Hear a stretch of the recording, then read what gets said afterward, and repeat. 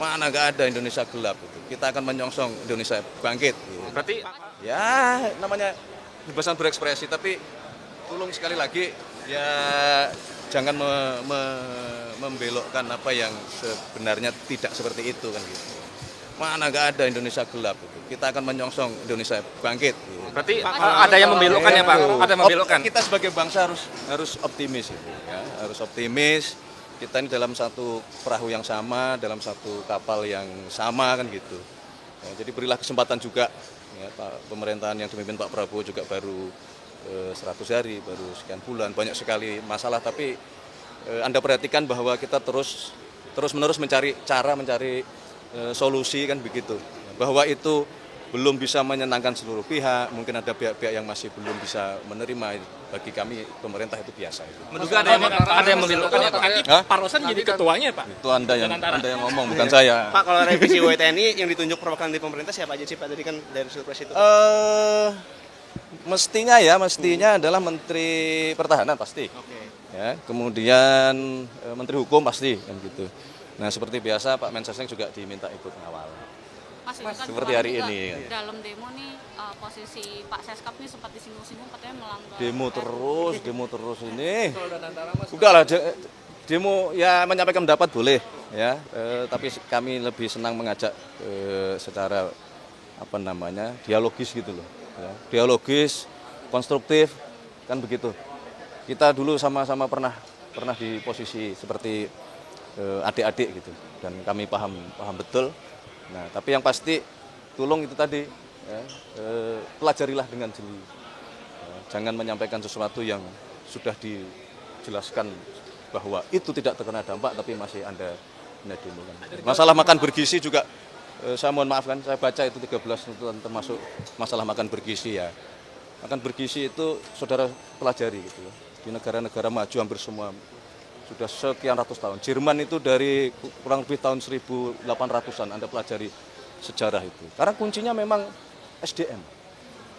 Tidak bisa suatu bangsa itu yang merunning kita semua ini ya, adik-adik teman-teman yang bekerja di pers, semua kan SDM. SDM butuh kemampuan ya. Kemampuan itu saintifik, tidak bisa. Itu adalah kombinasi dari masalah gizi. Gizi itu pun nggak bisa juga gizi itu hanya mohon maaf ya, setelah usia sekian tidak.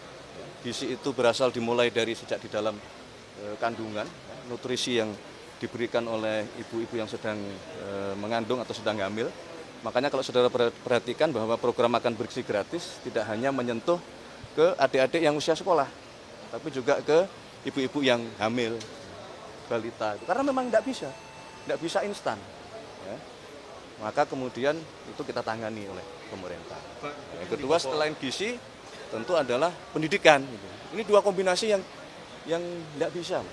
Tidak bisa. Kita harus menyadari betul bahwa posisi kita hari ini, ya, kita sedang mengejar ketertinggalan. Baik dalam hal pemenuhan gizi kita. Ya, saudara-saudara kan bisa pelajari ya, berapa persen ya, penduduk Indonesia ini yang lulus sarjana, berapa persen yang lulus SMA, berapa persen yang lulus SMP. Nah itu kita kejar dulu. Nah tapi saudara-saudara juga mesti paham bahwa ruang fiskal kita juga masih terbatas, ya.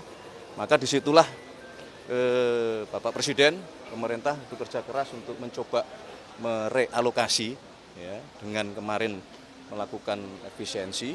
Ini nanti ujungnya realokasi, bukan tidak dibelanjakan, tapi alokasi belanjanya dialihkan kepada hal-hal yang untuk kita mengejar ketertinggalan. Kira-kira begitu. Mas, kalau respon Pak Prabowo sendiri mengenai 13 tuntutan ini gimana Mas kalau Pak Presiden respon? Enggak masalah. Kita kan mohon maaf ya, kami mewakili pemerintah, saya sendiri mewakili Bapak Presiden.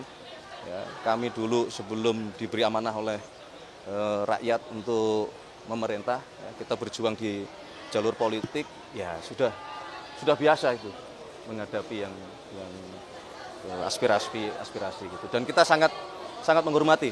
Ya. Sekali lagi aspirasi itu kami terima dengan tangan terbuka. Yang penting adalah semangatnya. Ya, semangatnya harus konstruktif.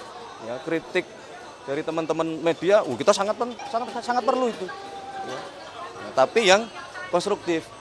Ya, Jangan yang kritik yang misalnya itu cenderung tendensinya negatif, cenderung tendensinya membentur-benturkan, energinya negatif, bukan untuk perbaikan.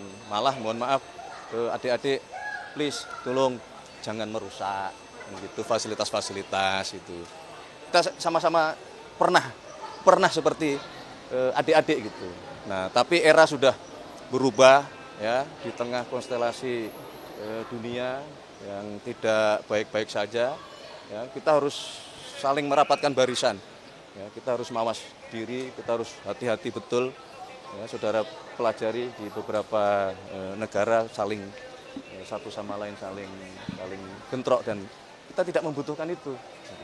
Ya, untuk membangun bangsa dan negara kita butuh kerjasama, kita butuh bersatu padu. Bahwa ada perbedaan pemikiran itu sesuatu yang wajar. Bahwa ada perbedaan pandangan sesuatu yang wajar. Ada perbedaan politik itu pun sesuatu yang wajar. Saya kira begitu ya. Terima kasih ya. MBG di Papua Pegunungan kan diprotes Pak sama pelajar di sana. Artinya kan memang mereka merasakan pendidikan di sana itu masih kurang.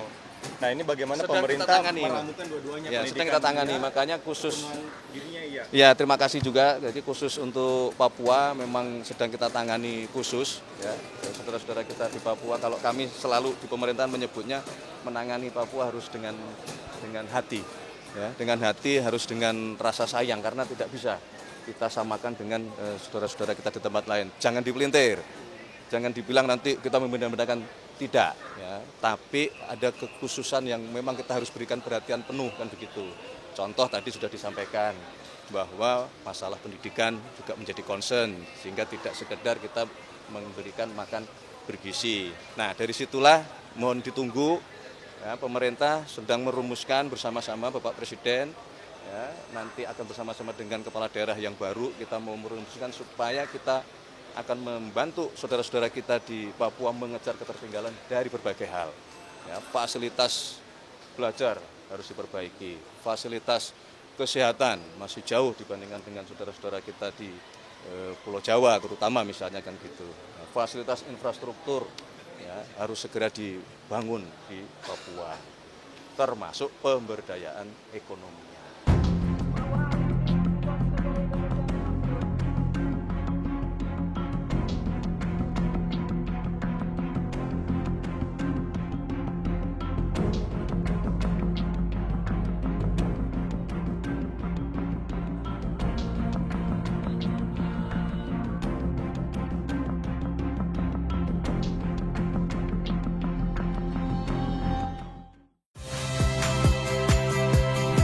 Saya Rahmat Ibrahim.